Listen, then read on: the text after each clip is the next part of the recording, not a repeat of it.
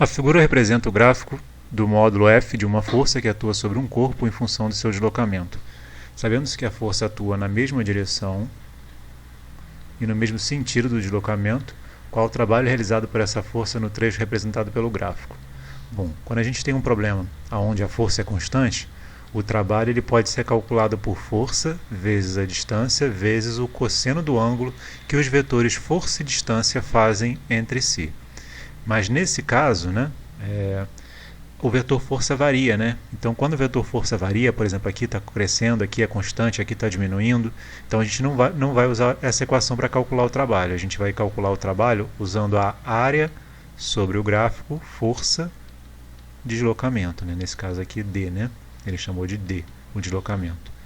A primeira coisa é verificar se a força está em newtons e a distância está em metros. Beleza, os dois estão, então eu posso proceder. Então, como é que eu vou calcular a área? Eu tenho três regiões aqui. As três regiões são positivas, então eu vou achar a região da área 1, vou somar com a região da área 2 e vou somar com a região da área 3. Então a área 1 é um triângulo, a base dele vale 200, a altura vale 1200. Então a área de um triângulo é base vezes a altura sobre 2, então eu vou dividir por 2. A região 2 é um retângulo de base 300, 200 até 500, e a altura 1200. E a terceira figura é outro triângulo de base 100 e a altura 1200. Então agora basta resolver essa operação e aí você tem o trabalho total.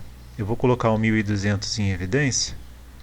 Então eu vou ficar com 200 sobre 2 mais 300 mais 100 sobre 2. Aí fica mais fácil, Então vai ficar 1200. Aqui eu vou ficar com 100 mais 300 mais 50. Então vou ficar com 450 mais 1200, vezes 1200, 450. Então quanto que vai dar isso?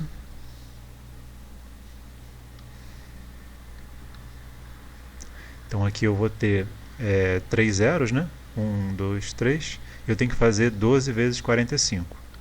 Então 12 vezes 45 dá 540.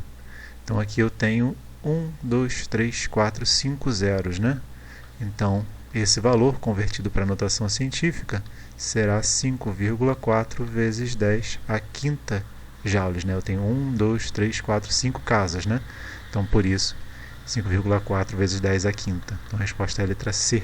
Bacana? Então, curtindo aí, dá um like e deixe um comentário caso tenha alguma dúvida ou queira pedir outra questão. Beleza? Um abraço, pessoal!